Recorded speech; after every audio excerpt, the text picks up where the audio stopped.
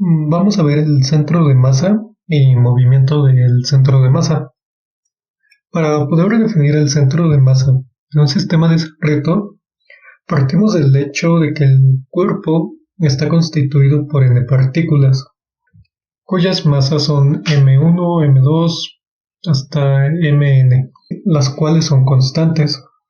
Cada una de estas partículas tiene un vector de posición que vamos a definir con R1, para la partícula con masa M1, y así sucesivamente para las demás.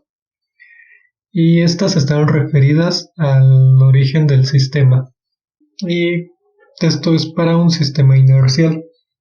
Entonces, la masa total de todas esas partículas la vamos a denotar con una M mayúscula, que será la suma de I igual con 1 hasta N de todas las MI, donde MI es cada una de las masas. Entonces, vamos a definir que el centro de masa de un sistema de partículas es un punto cuyo vector de posición R está definido por la siguiente relación.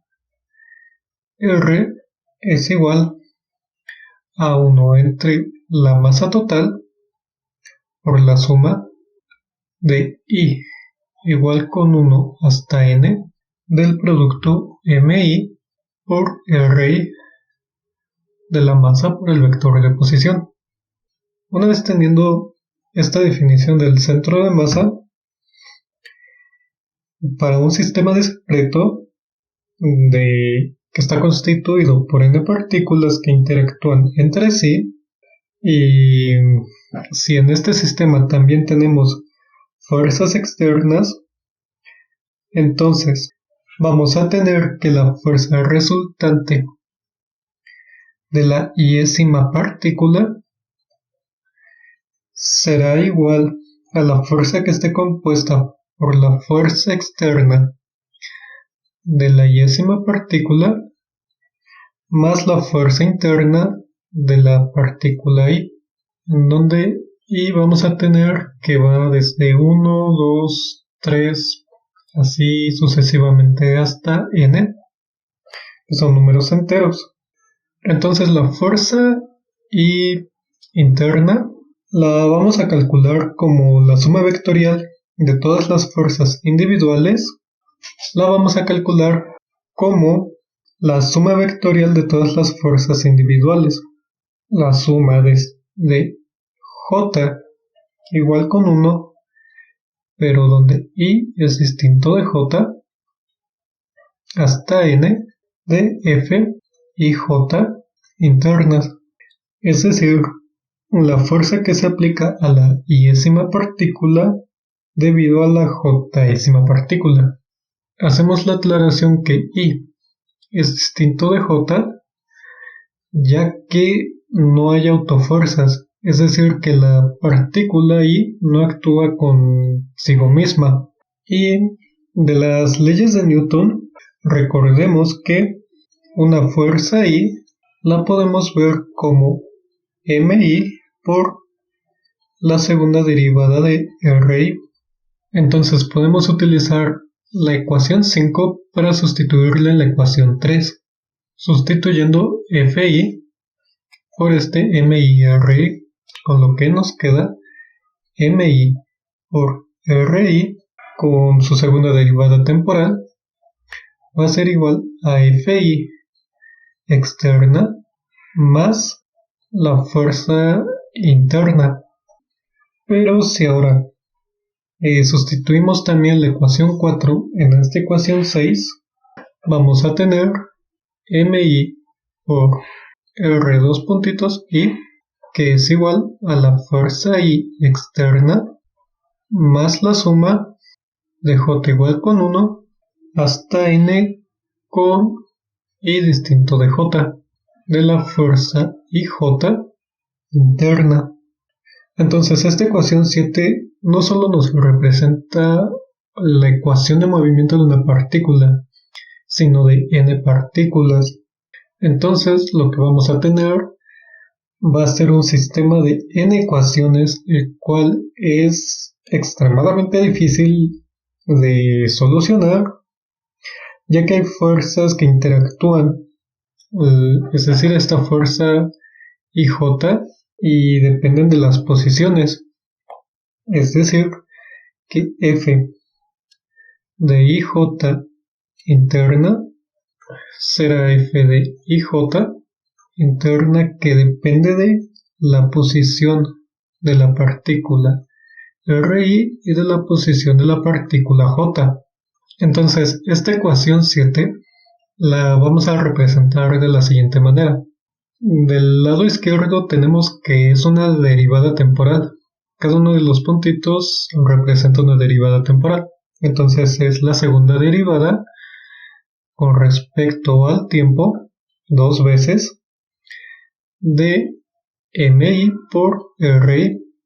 Y esto sigue siendo del lado externo, del lado derecho lo mismo. Ahora, a continuación vamos a tener que sumar sobre I ambos lados de la ecuación, con lo cual nos va a quedar lo siguiente. La segunda derivada temporal de la suma de I igual con 1 hasta n de MI por RI igual a la suma desde I igual con 1 hasta n de la fuerza I externa, más aquí vamos a tener una doble suma de I igual con 1 hasta n y la suma de J igual con 1 hasta n y distinto de J de F y J interna. De esta parte podemos ver que la suma de I igual con 1 hasta n de la fuerza externa I es la fuerza total externa.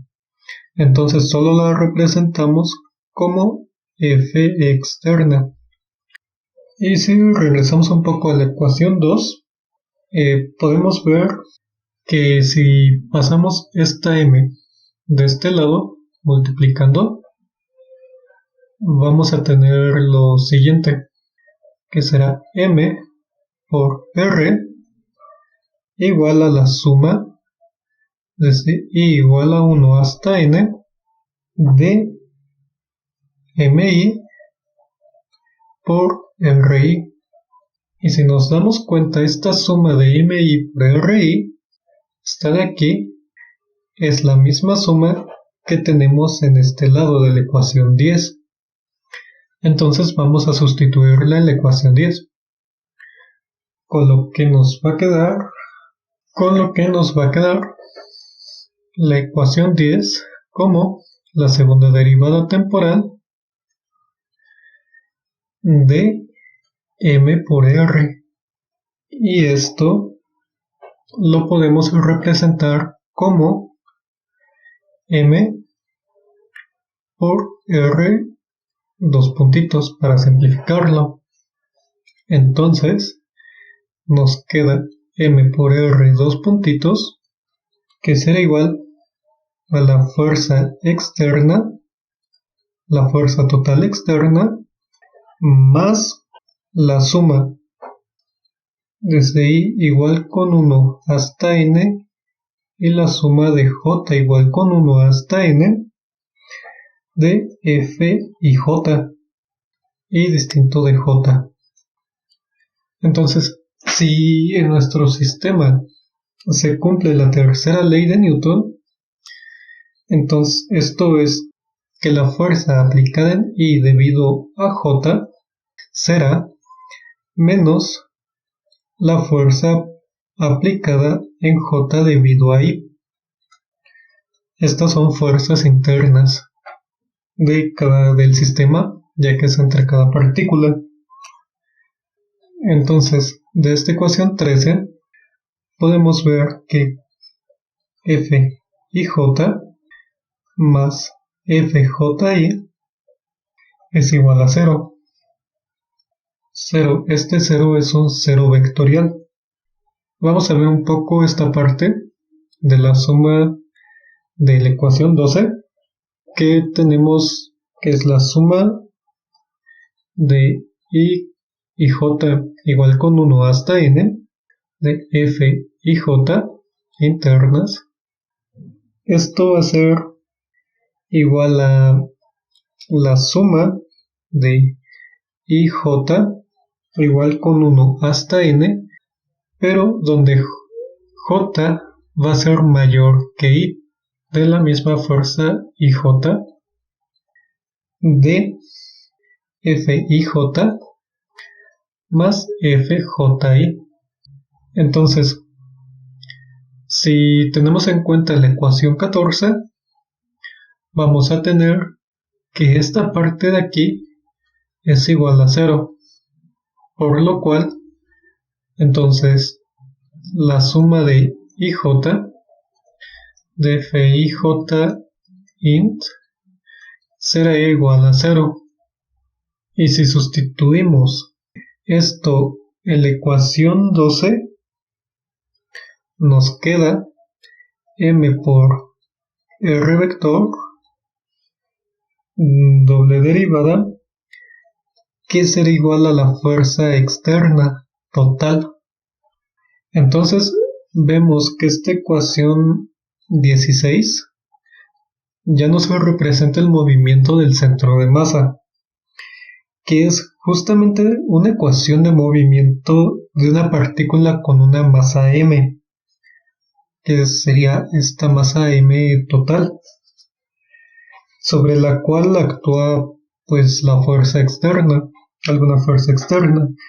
Esto quiere decir que el centro de masa de un sistema de partículas se mueve como si fuera una partícula real, con una masa total de todo el sistema. Nos damos cuenta que realmente todas las fuerzas internas se cancelan debido a que se cumple la tercera ley de Newton, que es lo de la ecuación 15. La ecuación 15 y la ecuación 14.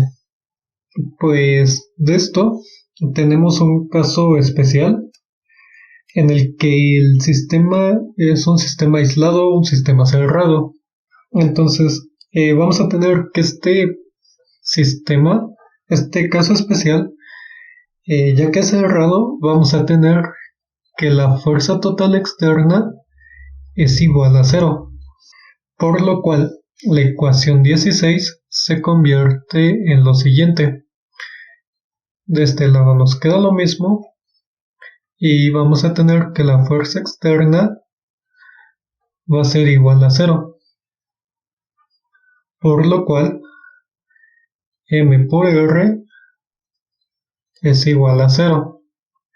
Y si dividimos todo entre la masa total, tenemos que m entre m es 1, podemos dejar solo r, y 0 entre m sigue siendo un 0, un vectorial.